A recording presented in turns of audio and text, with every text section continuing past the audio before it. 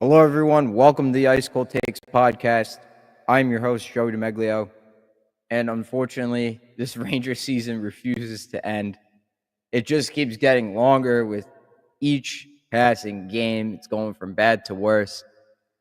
I just want it to end, and I don't even think the Rangers are worth watching anymore at this point. I went to the game on Wednesday because I had free tickets. What a mistake that was. What an awful game. Another awful week of games for the Rangers, man. Just unreal how far this team has collapsed. Like a complete 180 from last season. Last season was everything going right all at the same time. Every single player had their best season all at once, simultaneously. This season, exact opposite.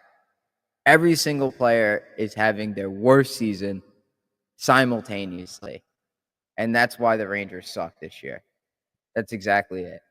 You could point to the goalie, point to the defense, but at the end of the day, guys like Panarin, Zibanejad, Kreider, Trocheck, Lafreniere, all those guys are having down years, and they can't right the ship. They can't do it. The Rangers sit 1 point away from elimination. Any point from Montreal going forward eliminates the Rangers. Any loss by the Rangers eliminates them from playoff contention. So, playoffs, don't talk about playoffs. Playoffs, I just want to win a game. I actually don't even want to win a game because it's probably better for the Rangers' lottery odds if they just lose out the rest of the way and move up to draft James Higgins or Michael Misa.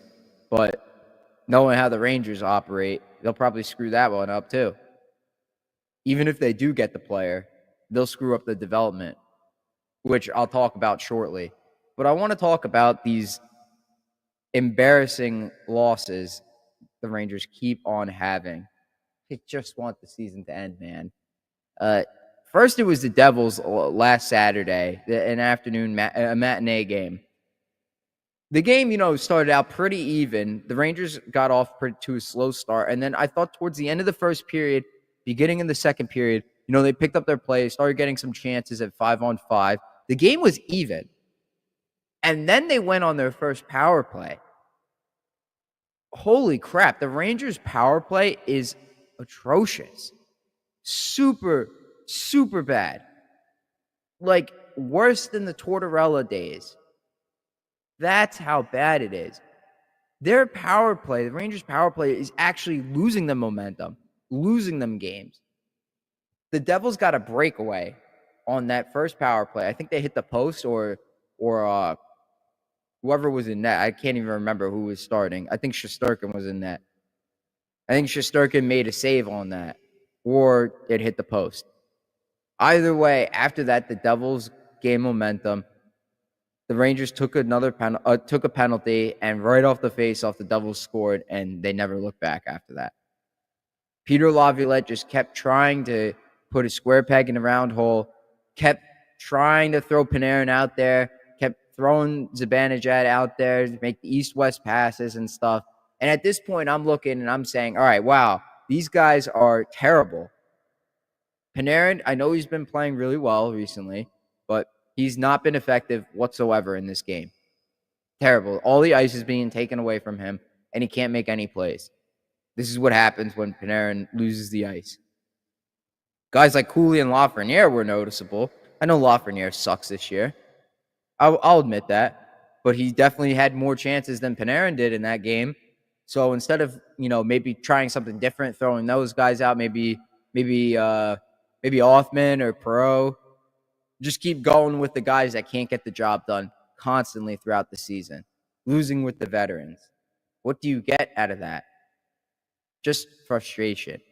So that Devils game was another embarrassment, added to the list of the threat of worst losses that I made last week. There were 17 of them. Yes, 17 of them in that thread, and I missed a bunch. There were a lot that I missed. I can't even remember how many, but you could say like there's probably at least 20 to 25 really, really bad losses the Rangers have had this season alone. For any team, even a lottery contending team, even like the Chicago Blackhawks or the San Jose Sharks or the Anaheim Ducks, having that amount of losses in a season is absurd. The Rangers have 20 of them. Unreal. Then the game against Tampa Bay on Monday, they announced the Mr. Ranger, the Roger Bear Mr. Ranger Award. Jonathan Quick wins it. And again, same thing. Rangers begin the game on a good start. They dominated possession. They dominated the shots. All until the Rangers went on their first power play. When they went on their first power play, the first unit couldn't get anything done.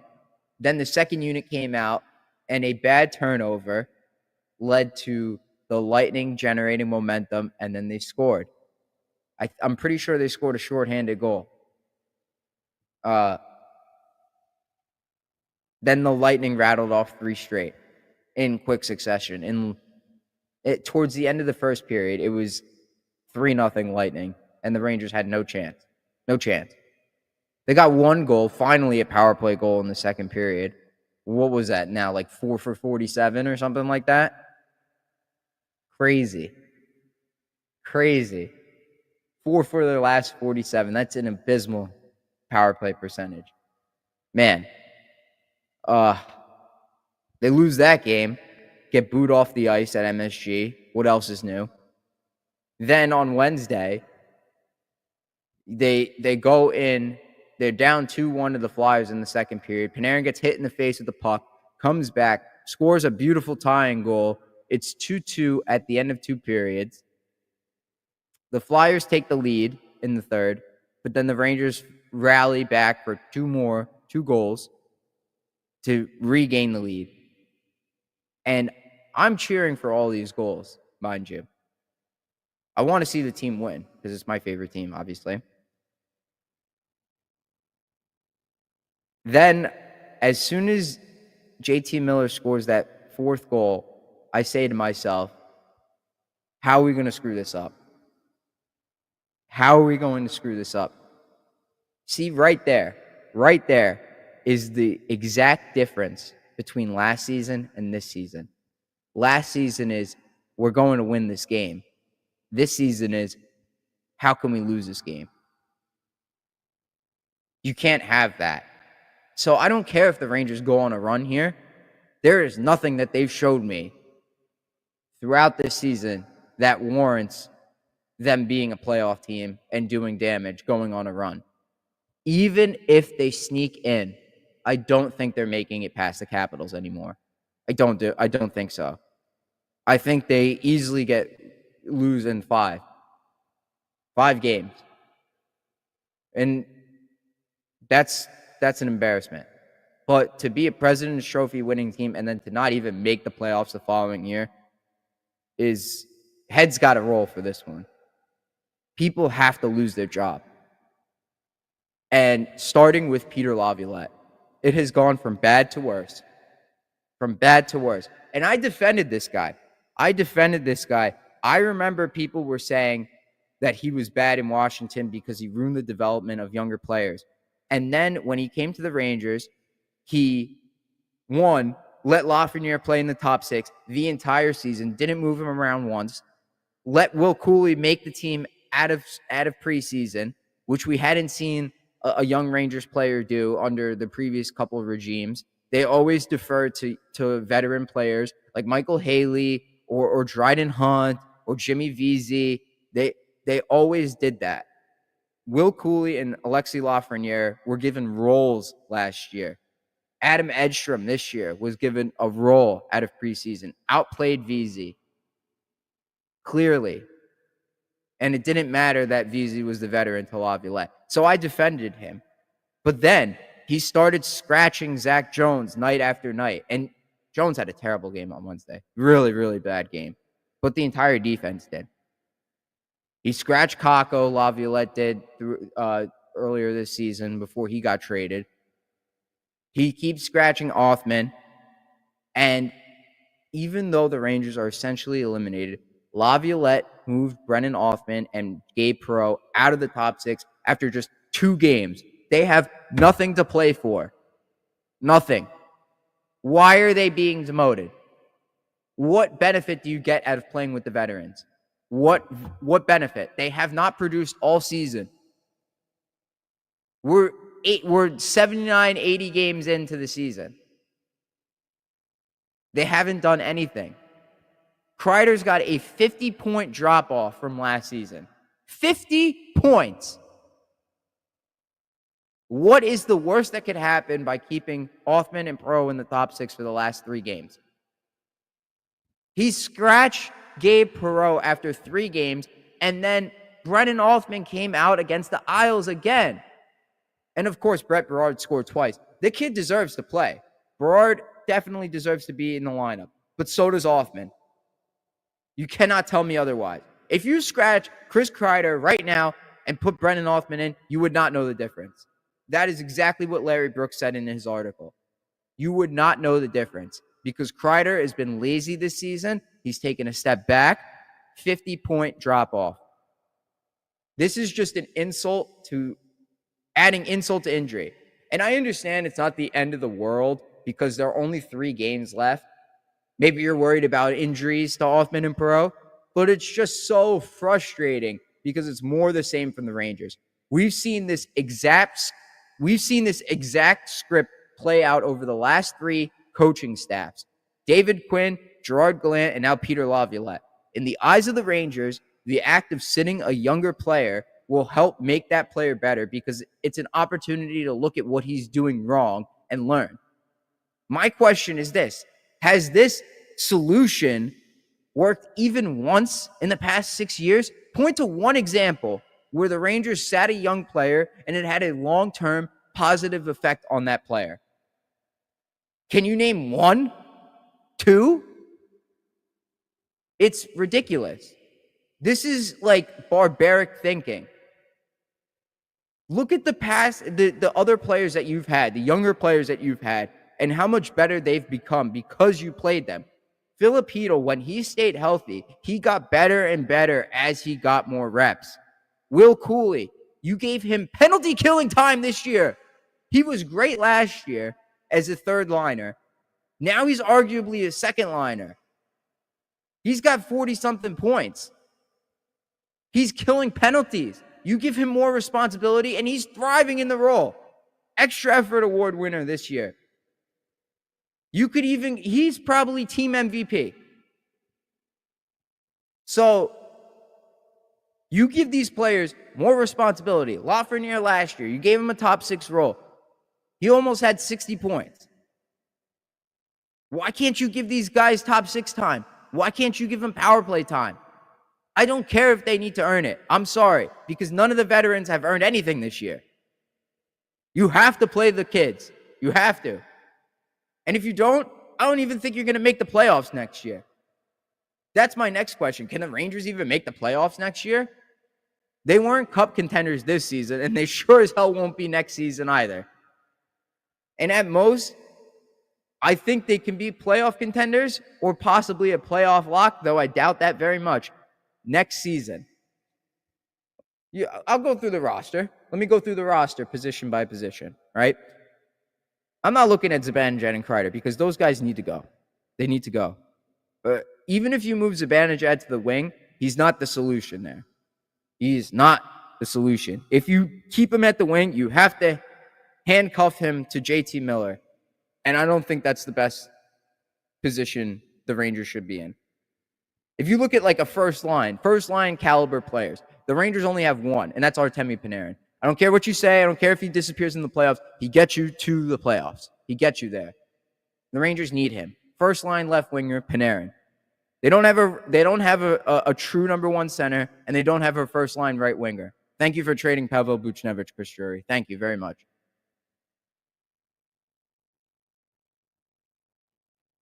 There's an echo. Oh boy. Get him in line, Joey D. Thank you, Vincenzo. I don't know how that happened. I was moving some stuff around on the desk last night watching the Mets game. Maybe I hit the echo. I hope the echo is not too bad for you guys. But back to the roster. They don't have a true 1C. They don't have a first line right winger. Again, no Buchnevich, no Vetrano, none of that. No Tarasenko, no Kane. Second line, JT Miller on a Stanley Cup team. Perfect 2C. Perfect. I don't know about him being a first line center. Lafreniere, you could argue he's a second line right winger, but they don't have a second line left winger. Third line, Trocheck's a perfect 3C on a cup winning team. And you might be rolling your eyes, saying this is not a cup contending team. I'm getting there. Will Cooley's a good third liner. I like that. Brett Berard could be a third liner if he gets the games, if he gets the reps. The big issue is we don't know what Othman and Perreault are. You have a bunch of fourth liners. Brodzinski's good. Edstrom, Rempe, Carrick is a great fourth liner on cup winning teams. So you got your bottom six filled out, but you don't have a top six. Where are you getting that from? You trade Kreider and Zibanejad. You're freeing up, what is that? $15 million in cap space? Just about. Are you getting a first line center, a first line right winger, and a second line left winger for $15 million in cap space? Hell no. So you have to play Othman and Perreault in the top six next season. I do not care. I don't care. And if you have to play Miller and Trocheck in the top six, go ahead, do it. Go find a 3C because Johnny Brodzinski and Sam Carrick are not your 3C. That's what the Rangers need to be prioritizing in the offseason. And no, stay away from Sam Bennett. Stay away from older guys that you're going to throw the bag at because you need to figure out what you have in these players. So defensively too, a top pairing defenseman, you only have Adam Fox. You could argue Miller is a second pair defenseman, Schneider too. That would be a good pair. We've seen what they've looked like in the past. It's hard to judge it because every single player this season has had a down year. Every single one. Without trying out Perreault and Othman with consistent 16 to 17 minute nights, we have no clue what they are. Beyond Panarin, this team is a collection of middle six forwards. I'd argue on that last part, this team is a collection of bottom six forwards, actually. Because Berard is more of a bottom six guy. Edstrom, Rempe, Carrick, Brodzinski. Those are the guys that are locks for me. Will Cooley even. Ideally, Cooley is he's more of a middle six guy. I'll agree with that. But perfectly, I think on a third line, he's good. Lafreniere, even that point production, I mean, 40 points, 30, 40 points is good for a third liner, I think. It's okay for a second liner if you get 40 points. He's having a terrible season. Again, every single player down year.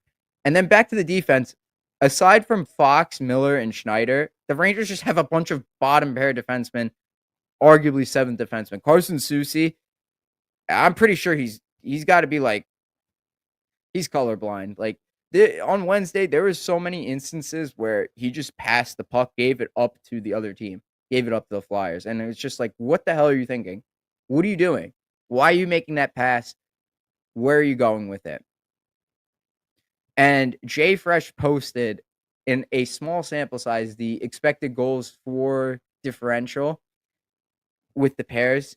Fox and Soucy is like plus offense, plus defense. I have not seen that. Nobody has seen that. That's why it's a small sample size. That pair has been terrible. Fox has been carrying. And I understand that Fox is having a down year, but he is a great player. He is a great player. The Rangers need to keep him. There's no way like I'm not advocating for them to trade him or Panarin. Everyone else though is like suspect to being moved. Fox carries such a big weight. He does need to get better though. He does need to improve his skating. I'm not denying that, but he's a great player. Borgen, Soucy, Vakanainen, those guys are like Soucy's like an AHL defenseman. Vakanainen is like a seventh defenseman. Borgen could be a bottom pair, but for $4+ million, I mean, I don't know what Drury is thinking on that deal. At first, I liked it because he was playing well, but now, again, very hard to judge because everything has been terrible for the Rangers this year. Everything. There are a lot of great options to pursue this offseason, but I'm sure Drury will settle with a very similar roster plus overpaying Sam Bennett. Yep. Personally, I would do everything I could to pry McAvoy out of Boston as they enter their rebuild and move worlds to pull Dahlian and Tuck away from Buffalo while they look to retool again. If that's possible, then yeah, sign me up for that. I very much would love that. A Fox McAvoy pair would be fantastic. That's a true pair. That's a true number one pair, man. Izzy says Rangers are what their record says they are. Yes, exactly. I 100% agree. They got what they deserved this year. No multi-goal comebacks after like a bajillion over the past 3 seasons. The Mets have more multi-run comeback wins than the Rangers do, and they've played like 2 or 3 weeks of baseball already only. Zach Jones is like a 7th defenseman, honestly. The Rangers just have way too many holes to be a cup contender next year. Playoff pretenders / contenders next year is what they're going to be if they just coast into the offseason and keep this exact team the same. There's a lot that they need to do. They need to lock up Will Cooley. They need to figure out whether they're going to keep Keandre Miller or trade him. They need to trade Kreider. They need to try and move Zibanejad. They're going to need to find a new head coach too. And I think we could talk more about that in future episodes of the show. Right now, I won't talk about it. Mediocre team, mediocre effort, mediocre result. Like, we're faced with the very real possibility of being in mediocrity for years to come. Because if this is the core, the reason why people keep saying that the Shesterkin contract was a mistake, I'm not ready to say that yet. We have to see what happens in the future. Because when they signed him to that deal, the Rangers didn't have many guys locked up after the next 2 or 3 years. So it becomes a lot more wide open after that, the salary cap space. But now they've dedicated salary cap space to JT Miller, to Will Borgen. They signed Vakanainen to the extension, Lafreniere to the extension. So you're using the cap space on questionable things. Like Miller, JT Miller, Lafreniere, Fox is fine. Shesterkin, fine. Borgen, $4 million on that. I think that's a mistake. I think that's a guy you're going to have to get out from under eventually. I hope it doesn't come to that, but I don't see cup winning like defenseman in him. They need a guy like an Anton Stroman in that role or a Kevin Klein, guys that we used to use. They have to find that. And I don't know. I think it's going to take a complete overhaul of player development and player personnel and pro scouts to find that, because I don't think the Rangers have good eyes on the situation. CJet says the Shesterkin contract makes sense if there are plans to actually build a contending team. The gripe was that you're signing a top 3 goalie to keep your team in the hunt and prevent a proper rebuild. Yeah. I don't think James Dolan has the patience to go through another rebuild. The attendance has to be going down with how this season has played out. The Garden definitely was not sold out last night or on Wednesday. Definitely not. They're getting booed off the ice. Ownership's got to take notice of that. There was a report that Chris Drury is like okay, seems to be okay job status wise with James Dolan. I've defended Chris Drury a lot over the years because I think he's like a young up and coming. I thought he was a young up and coming GM. It goes back to the days when Florida and like Pittsburgh interviewed him for their GM roles, and the Rangers decided to keep him as their assistant GM. And I always had faith that he would come through. It's just he's missed on so many opportunities. And then this year, the moves that he's made, aside from the Trouba deal, have not worked out. Like trading a third for Carson Soucy was a terrible move. He waited too long to trade Kako, so we didn't get that much value back for him. Borgen is okay as a defenseman. I'm just worried that he's going to overspend on guys like Sam Bennett. I'd rather them go cheaper, like with like Ryan Donato if he hits free agency.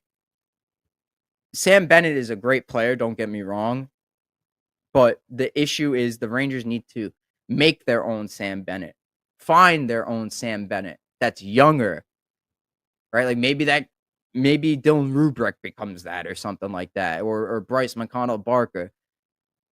But all these players, they become something somewhere else. And then the Rangers just buy them. That can't be the way things go. It's not Shesty's fault for getting his bag. The dude earned it. Put him in behind any of the current playoff teams right now and watch him elevate them. This current roster is beyond help. Yeah. Go look at like the goal saved above expected numbers. Shesterkin is like up there this year. He's faced way more quality shots than the average goalie. Way more than the best goalies either. Because the best goalies play for good teams. And those teams have good defenses. Like Connor Hellebuck is going to run away with the Vezina Trophy again this year. But his defense, you cannot compare it to the Rangers defense. It's night and day. The Rangers defense is like an AHL caliber defense compared to what the Jets defense rolls out there. And that's puts Shesterkin at an extreme disadvantage. Like I understand, yeah, $11.5 million. You would like for him to make a bunch of those saves that the average goalie can't make. But come on, man. Like if you have to face that again and again, even Lundqvist too. Like he had good players in front of him, quality defensemen. Sure, they gave up a lot of chances, but it wasn't as bad as it is now. Definitely not. And the Rangers defense this year is significantly worse than it was last year. And people had a problem with what it was last year. It's just, on paper, the Rangers are not a cup contender. A lot needs to happen. Like you could go on Twitter and look to see what these armchair GMs are doing. You got to fire Drury. You got to fire Laviolette. You got to hire a real assistant like a real GM, like an analytics guy, or you could go with a guy that has experience in player personnel and player development. You could go that route. You got to hire a coach that's along the lines of John Cooper, which is what I've been saying, like a Jeff Halpern, for example. I just read about him. He seems like a really good candidate for a head coach, or a Michael Pekka or a Jay Woodcroft. You have to fire all your pro scouts, get new eyes on the situation, get new amateur scouts. You have to get a new analytics department to get more in tune with the game. You have to sign, you have to lock up your RFAs, maybe try out an RFA, and once free agency hits on July 1st, you have to trade Kreider, you have to trade Zibanejad. Then you have to replace those guys. Decide whether you want to keep that first round pick this year or send it to Pittsburgh. There's so much that the Rangers have to do this offseason. I'm not optimistic that enough of it will get done. Like, there's 4 things that I want to happen. 4 things I want to happen for the Rangers, where if all 4 of those things happen, I'll be content with it heading into next season. And they are fire Drury, replace him with the GM, fire Laviolette, replace him with David Carl, Michael Pekka, Jay Woodcroft, like a Jay Pandolfo or Jeff Halpern, something like that. Trade Kreider, trade Zibanejad. If you go into next season just with that, then like you're lining yourself up to do better in the future, right? Like that's the start of the retool for me. But I already know Drury's not getting fired and Zibanejad's probably not getting moved. I could make a pretty good guess and say that Laviolette will get fired. I think that's what the word around the league is. It's just who they replace him with. John Tortorella, okay, like I love Torts to death. I'll bring this up again. I love Torts.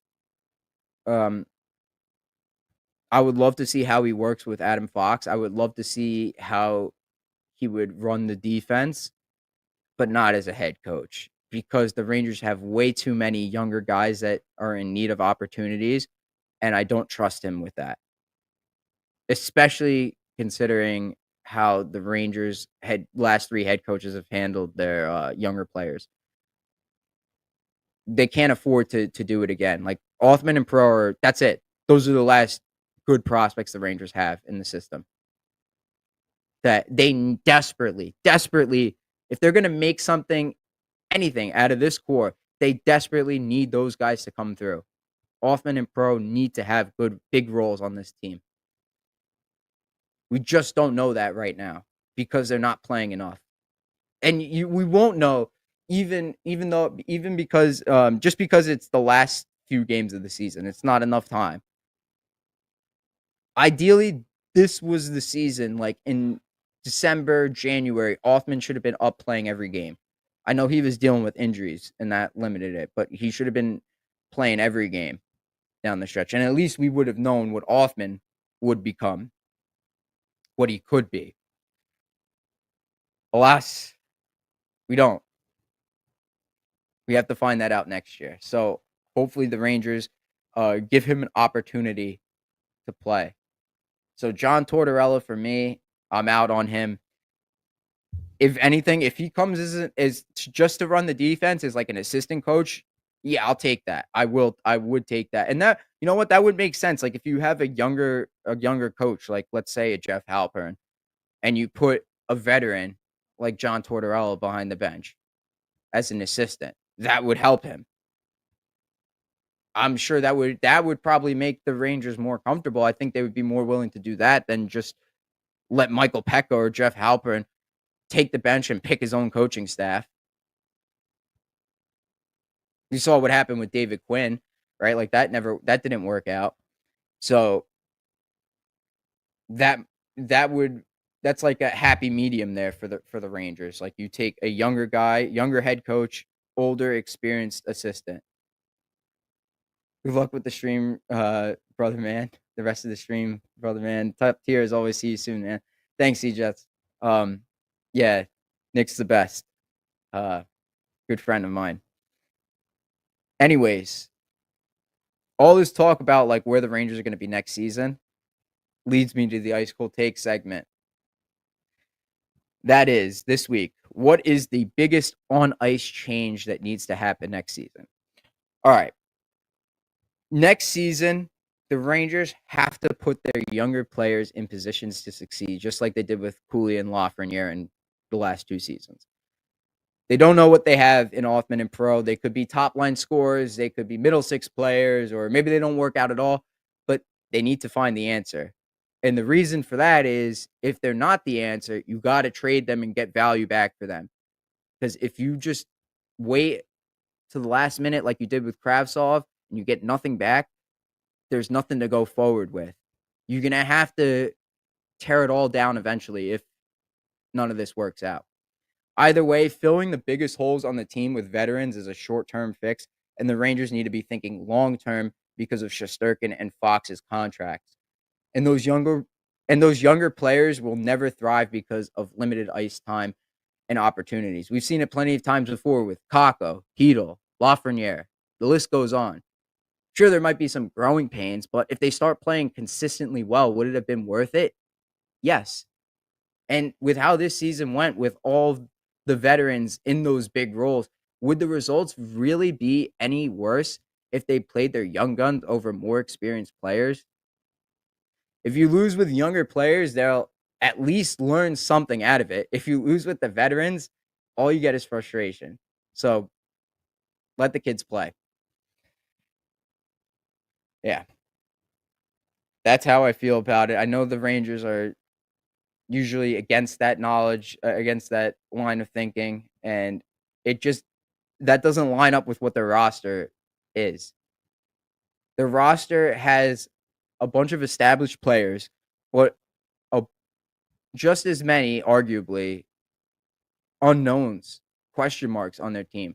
We don't know what Brett Berard could be. Maybe he could be a third line guy. Like the Rangers tried Will Cooley in a top 9 role this year, and he thrived in that role. A lot of us only saw him as like a third liner or a middle six, or a middle six at best. Bottom six is what we saw him as, and that's fine.